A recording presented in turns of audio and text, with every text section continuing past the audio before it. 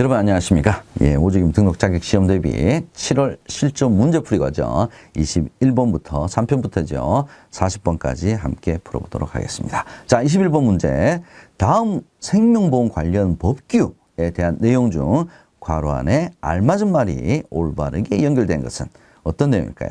보험회사의 괄호와 관련하여 자, 독점 규제 및 공정거래에 관한 법률. 자, 이 문제 올해 자주 보이네요. 이 문제도. 자, 보험회사의 공동행위에 대한 내용이지요. 공동행위를 공정거래니까 독점과 공정거래니까 공동행위. 그래서 얼핏 보면 불법행위, 불공정행위, 탈법행위 이거 다 비슷하게 느껴질 수도 있습니다. 근데 공동행위 기억을 해 두시기 바랍니다. 이 문제 올해 제가 여러 번 봤다 그랬죠. 최근에 자주 축제가 되네요. 자, 괄호에 대해서는 자본시장과 금융투자업에 관한 법률을 적용받고 있다. 자본시장과 금융투자업에 관한 법률을 적용받고 있는 상품은 변액보험이죠. 그래서 이 문제의 지문은 서로 다 지문의 내용이 다르기 때문에 실은 둘 중에 하나만 여러분께서 기억을 하셔도 알아맞힐 수 있는 문제입니다. 그래서 당황하시지 말고 하나씩 찬찬히 체크를 해보시면 쉽게 푸실 수 있는 문제다. 이렇게 볼 수도 있겠습니다. 22번 보겠습니다.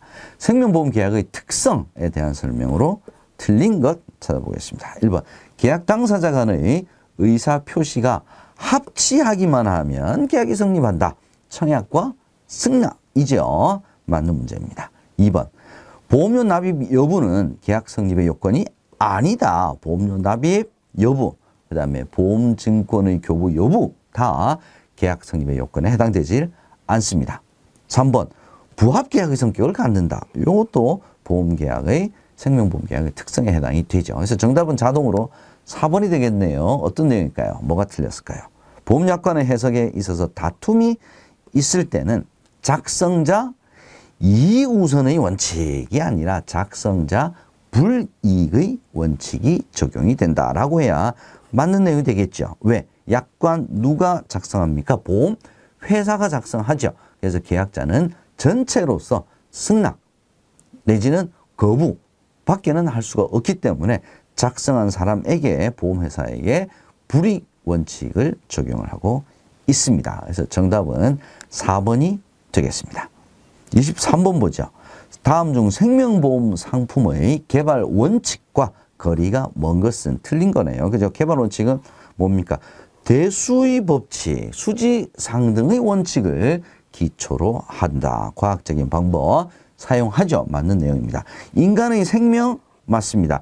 재산, 보험의 목적, 생명보험 상품의 보험 목적으로 재산 가치는 아니죠. 재산 가치는 손해보험의 목적에 해당이 되겠습니다. 일단 틀린 지문은 2번이 되겠네요. 3번 어떤 내용입니까? 주계약과 특약으로 이루어지고요. 보험업법에 의한 절차를 따라서 상품 개발을 하게 되어 있습니다. 정답은 2번이 되겠습니다. 24번 문제 살펴보겠습니다. 다음에서 생존 시 지급되는 보험금의 합계액이 이미 납입한 보험료를 초과하지 아니하는 보험 상품은 생존 시 지급되는 보험금이 이미 납입한 보험료를 초과하지 아니하는 즉 보장성 보험은 무엇입니까? 이거 물어보는 거네요. 그죠? 초과하는 보험은 무엇입니까? 는 저축성이겠죠. 자, 변액연금 저축성이죠. 연금보험 저축성이죠. 자산연계형도 저축성입니다. 변액 종신보험이 바로 보장성 보험에 해당이 되겠습니다. 정답은 4번이네요. 25번 문제 보겠습니다. 자, 유니버셜 보험에 대한 설명으로 맞는 것은 작년까지는 유니버셜 그렇게 많이 출제가 되지 않았는데 올해부터 3편의 내용이 조금 줄었죠. 그러면서 유니버셜 보험도 최근에 자주 출제가 되고 있는 부분입니다. 기억을 해 두시고요. 자, 맞는 것 찾는 겁니다. 1번 유니버셜 보험은 실효 대상이 될 수가 없다.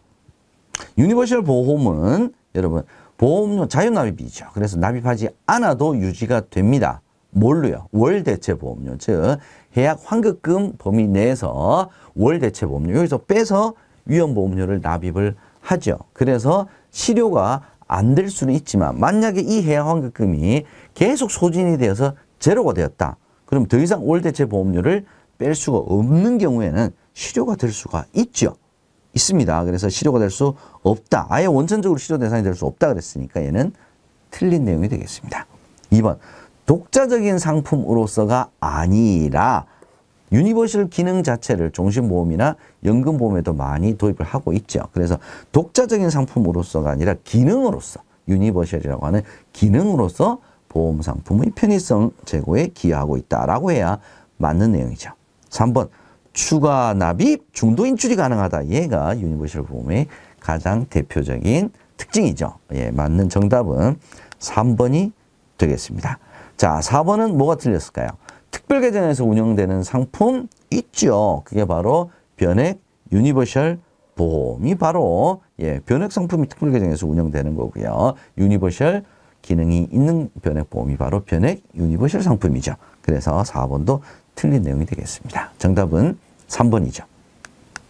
26번 보겠습니다. 다음 보기의 내용에서 괄호 안에 알맞은 말이 올바르게 연결된 것은 자, 괄호 안에 내용이 많은데요. 어떤 내용일까요? 정당한 이유 없이 장애인의 보험계약 청약을 거절했을 때 자, 어떤 법에 따라서 3년 이하의 징역 또는 3천만 원의 벌금에 처해질 수 있느냐. 자, 법은 바로 장애인 차별금지 및 권리구제 등에 관한 법률이죠. 이 법률에 따라서 3년 이하의 징역 또는 3천만 원 이하의 벌금에 처해질 수 있습니다. 이와 관련하여 자, 괄호는 장애인 보험 가입 차별 방지를 위한 신고센터를 운영하고 있다. 자, 신고센터를 운영하고 있는 곳이 어디입니까? 예, 시험 문제 굉장히 자주 출제가 되고 있습니다. 1번, 3번 중에 하나겠죠. 감독원입니까? 협회입니까? 정답은 협회죠. 생명보험협회에서 신고센터를 운영하고 있습니다. 요거 기억을 해두시고요. 오히려 요 문제가 더 최근에 다른 지문으로도 굉장히 자주 출제가 되고 있습니다. 단독 문제로도 나올 수가 있다는 점 기억을 해두시고요. 정답은 1번이 되겠습니다. 27번 문제 보겠습니다. 변액보험의 공시제도와 관련된 설명으로 틀린 것 한번 찾아보겠습니다. 자, 1번 보험계약 체결 권유 단계에서 변액보험 운용 설명서를 제공해야 된다. 변액보험 운용 설명서는 언제 제공을 해야 되느냐? 체결 권유 단계가 맞죠. 체결 권유 단계에서 처음에 권유할 때 자, 우리 변액보험은 이렇게 운영이 되는 상품입니다. 당연히 권유 단계에서 설명을 해야 되겠죠. 2번 계약자는 생명보험협회 홈페이지를 통해 보험계약 관리 내용을 확인할 수 있다. 계약자가 자기의 보험계약 관리 내용을 협회에서 확인하는 것이 아니라 보험회사, 자기가 가입한 보험회사의 홈페이지를 통해서 계약 관리 내용을 확인할 수가 있죠. 그래서 정답은 일단 틀린 정답은 2번이 되겠네요. 3번, 4번은 어떤 내용입니까? 3번 계약자는 변액보험 운용설명서를 통해 납입보험료 중 특별계정에 투입되기 전에 차감하는 비용도 운영설명서 안에 다 포함이 되어 있습니다. 어떻게 운영하고 있는지, 어떤 비용이 있는지 하는 거 다 포함이 되게 돼 있죠. 4번 변액보험 운영설명서는 생명보험회사 인터넷 홈페이지에서도 다운도 받을 수 있고요. 확인할 수도 있습니다. 정답은 2번이고요. 이렇게 보면 변액보험 운용설명서에 관련된 지문이 3개나 되네요. 변액보험 운용설명서는 단독 문제로는 잘 출제가 되지 않았는데 이렇게 문제가 나왔으니까 여러분들 변액보험 공시제도에 관련된 교재 내용 중에 변액보험 운용설명서 내용을 한번 잘 살펴보시기 바랍니다. 28번 문제 보겠습니다. 다음 중 연금보험에 대한 설명으로 옳은 것, 연금보험 한번 살펴보겠습니다. 자, 1번 연금 개시 전 위험보장기간을 1보험기간이라고 하죠. 연금 지급기간을 2보험기간이라고 하니까 이 두 개 바꿔놨네요. 그죠? 3번 위험보장기간에 사망을 하게 되면 사망보험금에 해당되는 보험금을 지급을 하죠. 그게 기납입보험료냐? 기납입보험료가 아니죠. 뭡니까?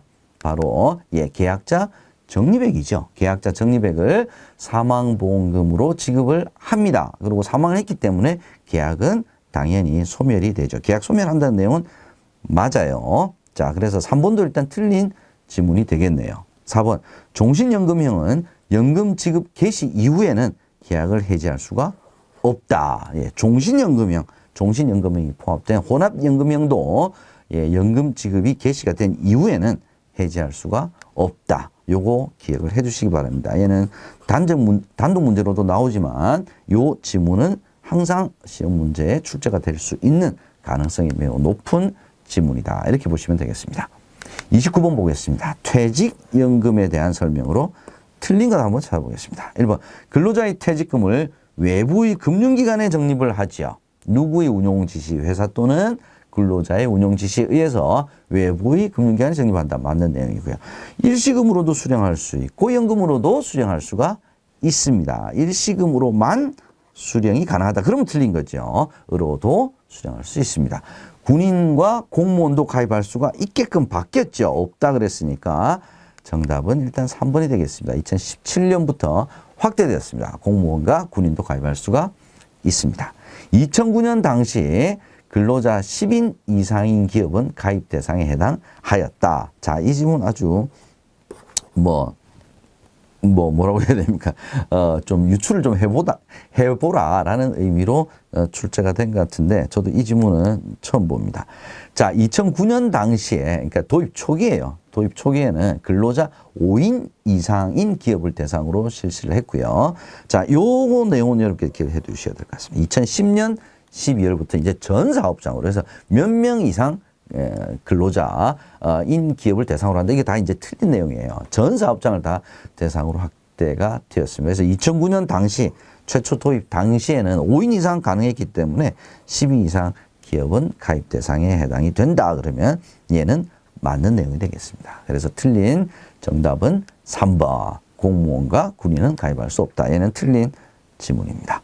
30번 문제 살펴보도록 하겠습니다. 다음 중 생명보험 상품에 대한 설명으로 틀린 거 찾아보겠습니다. 1번 장애인 차별금지 및 권리구제 등에 관한 법률 위반 시 3년 이하의 징역 또는 3천만 원 이하의 벌금에 처해질 수 있다. 이거 앞서서도 우리 보기 문제에서도 봤죠. 맞는 내용입니다. 2번 세제적격연금저축의 근거 법령은 조세특례제한법이 아니라 얘는 소득세법이죠. 예, 소득세법입니다. 일단 정답은 2번이 되겠네요. 세제적격과 관련된 문제 중에 정답으로 요 지문 굉장히 오답 지문으로 자주 출제가 되고 있습니다. 기억을 해 두시기 바랍니다. 일단 정답은 2번이고요. 3번 변액보험은 보험금이 자산운용 성과에 따라 변동하는 보험계약이다. 얘가 정의죠. 4번 연금보험은 제1보험기간의 사망 시 계약자 적립액을 적립하고 계약은 소멸한다. 이것도 앞선 지문에서 우리 봤죠. 정답은 2번이 되겠습니다. 조세특례제한법이 아니고 소득세법이라고 말씀드렸죠. 자, 다음은 31번 재산보험 살펴보겠습니다. 다음에서 간병보험에 대한 설명으로 틀린 것은 자, 첫 번째 문제가 보통 재산보험의 정의 내지는 구별, 법적 근거 뭐 이런 것들이 이제 자주 출제가 되는데 아마 그 관련된 내용일 것 같아요. 한번 살펴보죠. 간병보험은 일단 재산보험이죠. 재산보험입니다. 상법에는 근거가 없는 것이 간병보험이죠. 상법에는 관련이 없죠. 상법에는 상해보험과 질병보험만이 언급이 되어 있습니다. 그래서 간병보험은 보험업법에 정의가 되어 있다라고 해야 맞는 내용이 되겠죠. 그 지문이 바로 1번이네요. 1번은 맞는 내용이고요. 2번 보험회사는 피보험자가 중대 질병으로 수술 시 간병보험금을 지급한다. 수술을 했는데 왜 간병보험금을 지급을 합니까? 수술로 인해 요양 간병이 필요한 경우에 간병보험금을 지급한다라고 해야 맞는 내용이 되겠죠. 중대질병으로 수술 시에 수술비를 지급한다. 그럼 얘는 이제 질병보험 관련된 내용일 것 같고요. 일단 2번이 틀린 정답이 되겠고요. 상법에는 별도로 분류되어 있지 않고 보험업법에 정의가 되어 있습니다. 타인의 간병을 필요로 하는 상태를 보장하는 상품이 바로 간병보험이죠. 그래서 1번, 3번, 4번은 다 맞는 내용이고요. 정답은 2번이 되겠습니다. 32번 문제 한번 살펴보도록 하겠습니다. 피보험 이익에 대한 설명으로 옳은 것 한번 찾아보겠습니다. 피보험이 굉장히 자주 출제가 되는 문제는 아니지만 간혹 출제가 되고 있는 중요한 부분입니다. 1번 사람의 생명은 피보험 이익의 적용 대상에 해당되지 않죠. 사람의 생명은 금전으로 환산을 할 수가 없습니다. 그래서 사람의 신체, 생명은 적용 대상에 해당하지 않습니다. 2번, 피보험이익은 보험 목적물의 미래 가치를 최고 한도로 하는 것이 아니라 현재 가치를 최고 한도로 한다라고 해야 맞는 내용이 되죠. 3번, 피보험이익은 금전으로 환산할 수 있어야 된다 그랬죠. 얘가 맞는 내용이네요. 정답은 4번입니다. 4번, 손해보험에서는 피보험이익이 필수적인 요소이죠.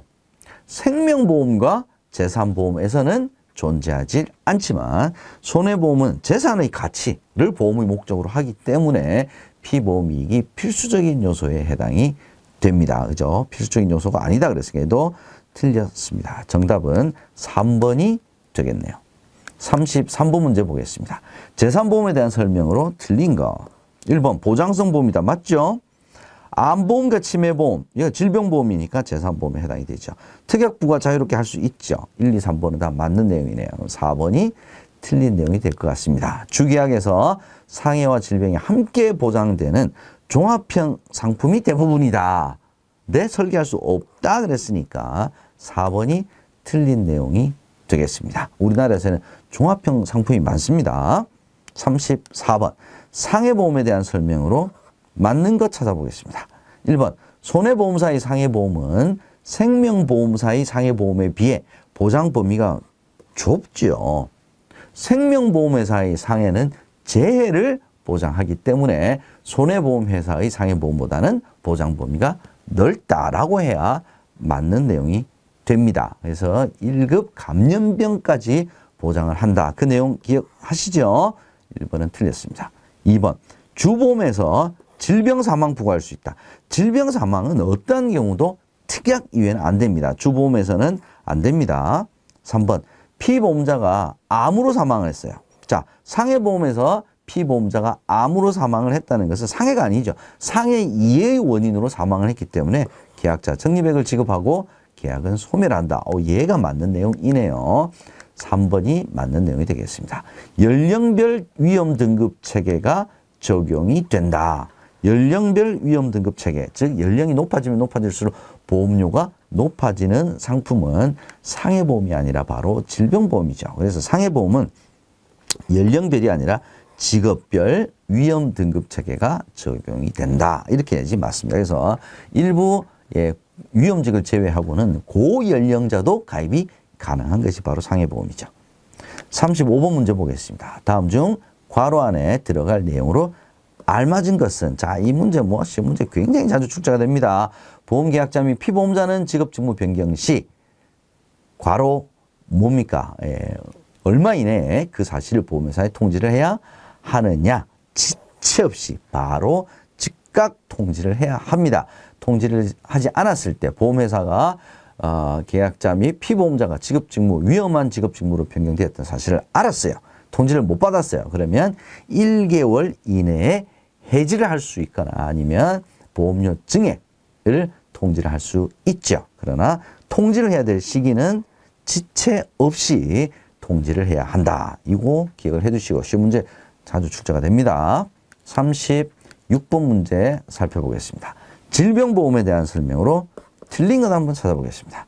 연령이 증가함에 따라 보험료 높아진다. 이게 질병보험의 특징이죠. 고연령자는 그래서 가입이 제한될 수가 있죠. 얘도 맞는 내용이죠. 3번, 보험금은 지급 사유 발생하기 전에 사망한 경우에는 기납입보험료를 지급하는 것이 아니죠. 뭡니까? 계약자 적립액이죠. 이 문제가 이번에 자주 지문으로 계속 나오네요. 정답은 3번입니다. 4번, 상법에서는 가입 가능 연령에 대한 제한이 없다. 이 지문도 굉장히 자주 출제가 됩니다. 질병보험에 대해서 고연령자의 가입이 제한이 될 수 있는 것은 보험회사 자체의 기준 때문에 그렇습니다. 상법에서는 가입 가능 연령에 대한 제한이 없다가 맞는 내용이죠. 37번 보겠습니다. 다음 보기의 괄호 안에 들어갈 알맞은 말은, 자, 어떤 내용입니까? 보험회사는 피보험자가 암의 직접적인 치료를 목적으로 하여 입원, 저 답 다 나왔죠? 뭡니까? 암 직접 치료 입원 보험금이죠. 자, 이렇게 쉬운 문제가 답 다 가르쳐주는 문제 안 나올 것 같은데 의외로 이 문제 계속 나옵니다. 기억을 해두시기 바랍니다. 38번 보겠습니다. 자, 4세대 실손의료보험 또는 현재 판매되고 있는 실손의료보험 이렇게도 표현이 됩니다.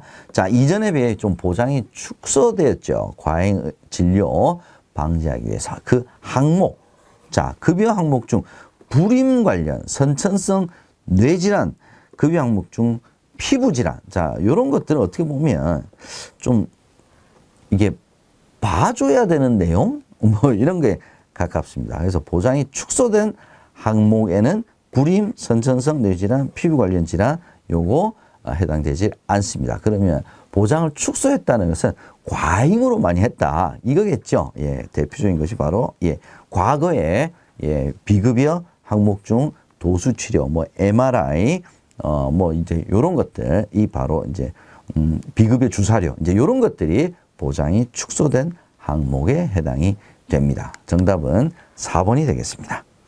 39번 문제 보겠습니다. 위험률 변동제도. 자, 위험률 변동제도는 어느 상품에 적용이 되는 제도입니까? 바로 간병보험이죠. 간병보험, 민영 장기 간병보험에서 채택하고 있는 제도이다. 이게 맞는 거네요. 그죠? 우리는 틀린 지문을 찾는 겁니다. 2번. 의료기술 발달 등으로 실제 위험률이 보험가입 당시 예측한 위험률과 상이한 경우 보험기간 중도에, 얘도 하나 핵심이죠. 중도에 보험회사가 위험률을 조정하는 제도입니다. 근데 보험회사가 막 자기 마음대로 하면 안 되겠죠.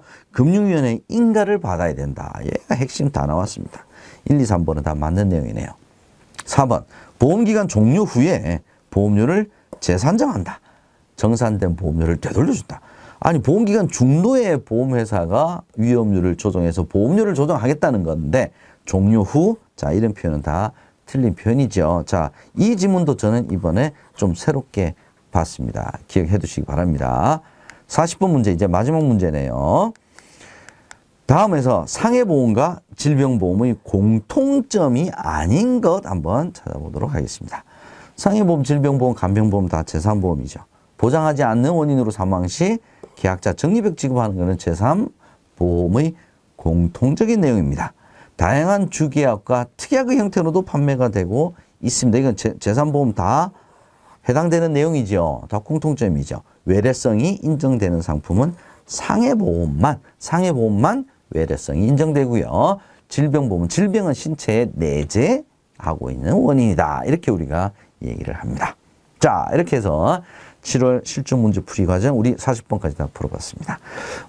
몇몇 문제는 우리가 새롭게 본 문제도 있지만 뭐 많은 문제들이 우리가 중요하다고 생각되었던 부분, 여러분께 교육을 했던 부분들, 이런 부분들의 문제도 실은 상당히 많이 있었습니다. 그래서 제가 늘 이 마지막에 말씀드리지만 동일한 문제가 똑같은 문제가 반복될 확률보다는 이런 유사한 문제들이 반복될 가능성이 더 높습니다. 그래서 실전 문제 풀이 과정은 긴 시간이 아니기 때문에 여러분께서 적어도 최근 석 달치 정도는 꼭 공부를 하시고 시험 문제, 시험 보러 가시면 훨씬 좋은 결과가 있을 겁니다. 라는 말씀 다시 한번 드리면서 오늘 강의 마치도록 하겠습니다. 여러분 수고하셨습니다. 고맙습니다.